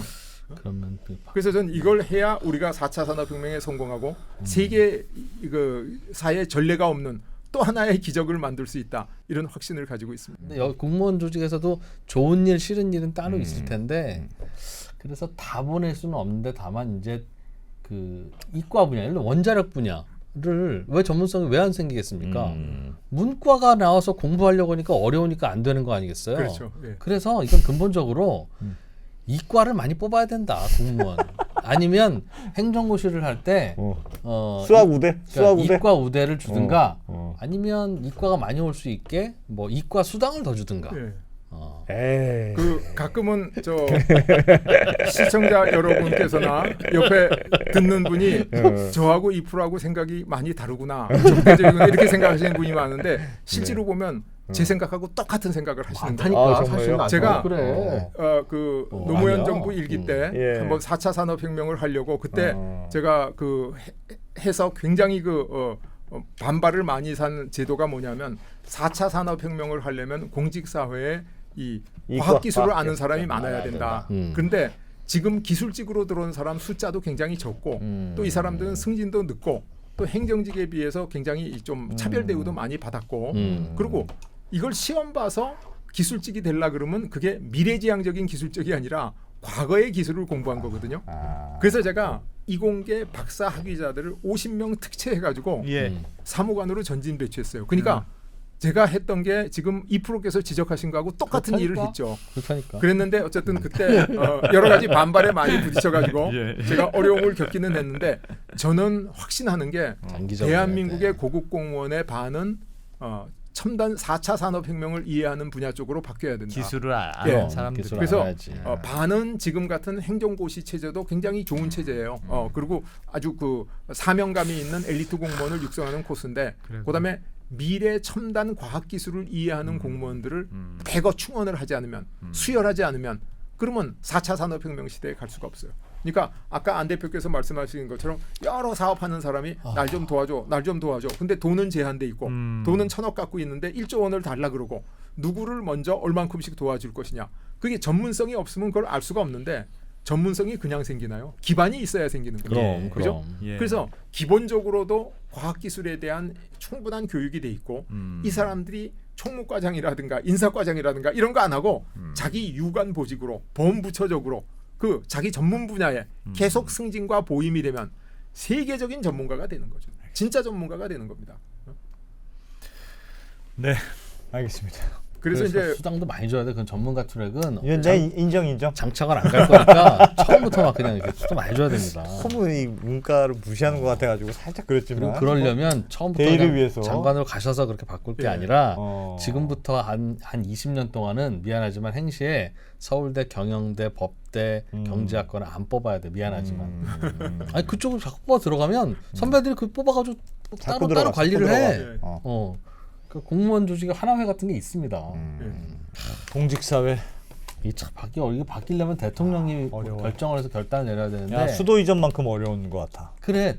그러니까 이건 대통령이 결단을 내려도 그 결단을 내린 결과물이 이제 뭔가 성과가 드러나는 건 굉장히- 다음 대통령부터일 거 아니겠어요. 그럼요. 그건 그렇지 않다고 제가 이제 아까도 조금 말씀은 드리긴 했는데 지금까지 수도 이전을 한다 그러면 인프라를 만들고 뭐 굉장히 많은 그 세월과 그 비용이 소요됩니다. 근데 예. 이거는 지금 있는 공무원들의 의자에다가 산업 IT 직무군은 빨간 딱지 그만 다 모든 부처에 붙여놓으면 돼요. 그다음에 외교 안보 직무군에는 노란 딱지 이렇게 붙여만 놓으면 그냥 그 자리에 있는 사람한테 묻는 거예요. 야, 직무군을 지금 우리가 10개 아니면 20개로 나누는데 네가 하는 일은 어느 직무군에 속하는 것 같아. 그러면 나는 이게 어느 직무군에 속하는 것 같습니다. 근데 내가 판단이 잘 안 됩니다. 그럼 전임자한테 물어봐요. 그래서 거기 붙여놔. 그래서 그 직무군 사이에서 승정과 전보만 이렇게 만들어주면 되기 때문에 저는 이게 준비단을 만들어서 인사혁신처에서 준비를 한다 그러면 금방 할 수 있다. 6개월부터 1년 내에 완전히 시행할 수 있습니다. 짧게는 6개월, 그럼 길게는 1년. 환경 관련 전문을 예를 들면 초록딱지라고 하면 예. 초록딱지가 만약에 1000장이 있으면 그 중에서 900장은 환경부 공무원 등 뒤에 붙어 있을 거고, 그죠?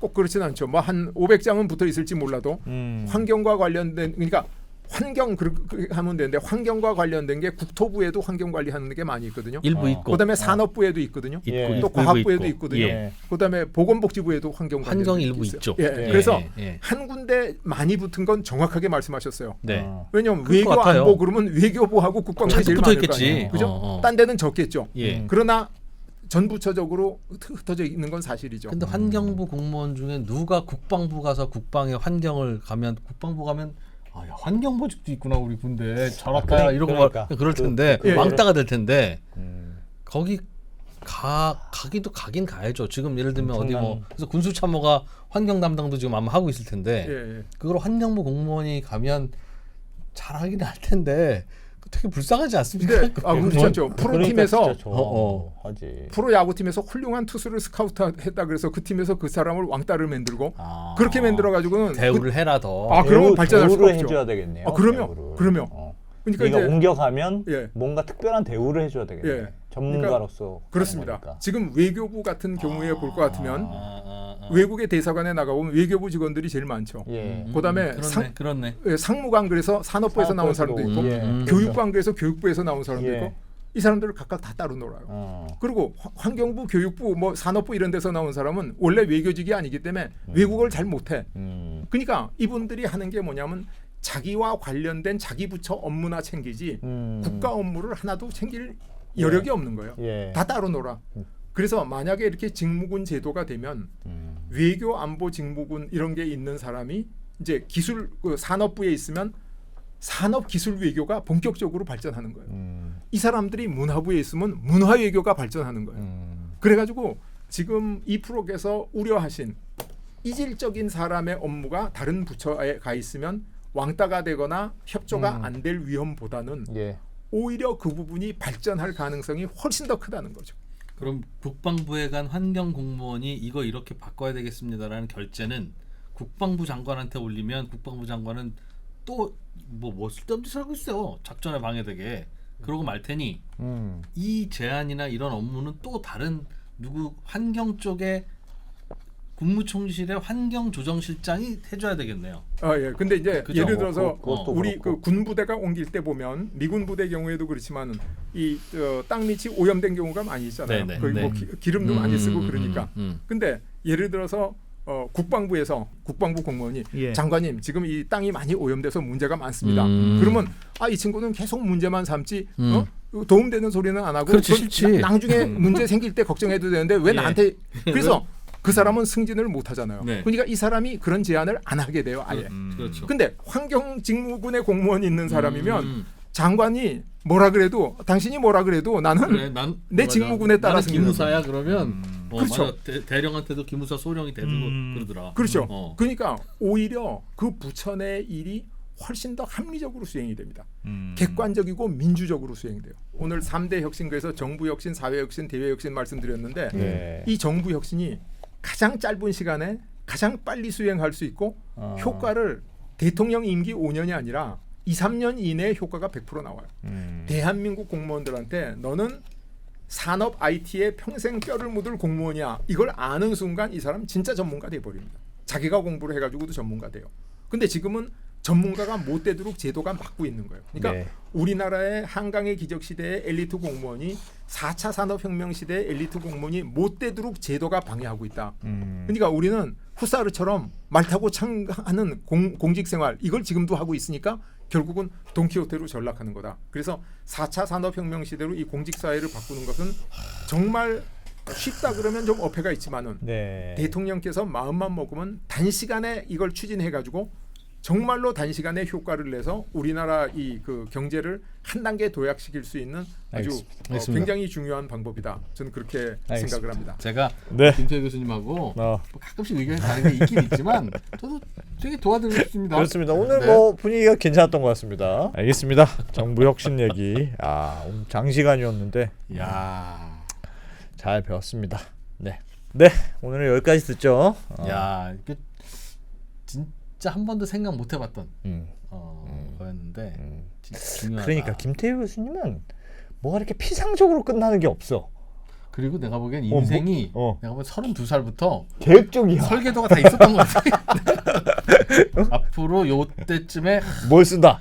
어떤 유튜브에다 내가 나가지 잘 모르겠는데 아무튼 요때 한번 유튜브에 출연한다 이런 그리고 게 있었던 것 같아. 책을 착착 그거 문제별로 책을 어떻게 하나씩 쓰지? 야, 원래 이렇게 살아야 되는 건데 우리가 그렇습니다. 대충 살아봅니다. 보통은 정부가 문제야. 그리고 끝나잖아요. 어떻게 바꿔야 되는지 구체적으로 그냥 착착. 네. 자, 김태우 교수님 오늘 고맙습니다. 고맙습니다. 네. 감사합니다.